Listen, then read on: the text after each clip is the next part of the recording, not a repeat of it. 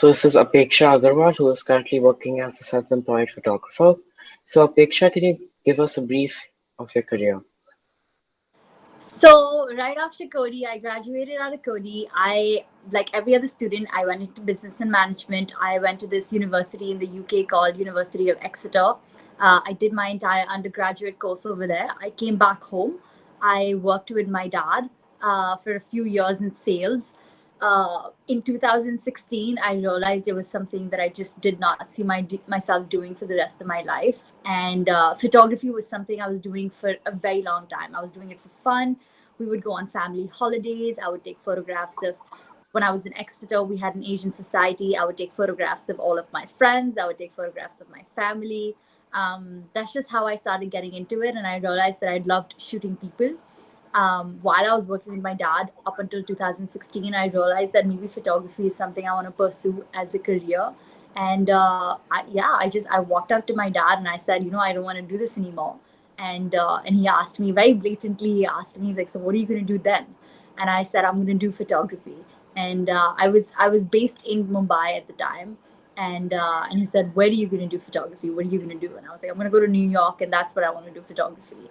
And that's it. 2016, I left for New York, and then there was no looking back. I went to New York Film Academy in 2016. I did a 1 year course over there. Then I moved to LA because I got a really nice job with as an assistant photographer to a very renowned photographer in LA. I did that for about a year and a half. I moved back to Mumbai. I did my own photography for a year over here, and then I moved back to New York for my master's in photography again. So, and All now here right, I am. Yeah. cool. So what do you think are the skills how do you think students should begin learning photography early on? So I personally started with just, you always start with what's around you. So if you're around people, start by shooting people. If you're around, like plants and animals and gardens, you start by shooting that. You really just, photography is something you can do at any point, at any stage. You can pick up your phone, you can pick up your camera, you can pick up anything. Everybody owns a phone now, a smartphone. Everybody owns a camera, a small digital camera. You can take photographs of anything with any device, and that's just really how you start. And that's how I started. I just started photographing everybody and everything around me. I would photograph landscapes. So you go on holidays and you would see a river. I would photograph that. And then eventually when I started photographing a lot of different things, I realized that photographing people was something that I enjoyed the most. And that's how I got into the type of photography I do now. All right. So what guidance do you have for some students who aspire to be photographers in the future? So I feel, I mean, it's never too late to start. It's never too early to start. If you know that photography is something that inspires you, that keeps you going, then you should definitely pursue it.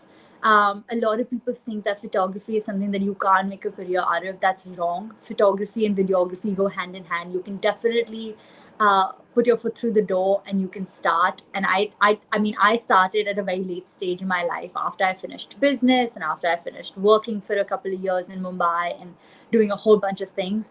But if you do want to be a photographer, whether you go to school for it or you don't go for school, don't go to school for it, you just start, just photograph, and you'll one day it'll click, and the day it clicks, you will just know what you want to do. All right. So thank you, Apeksha. Thank you so much for your time and good luck on your work. Thank you, Johan, for having me.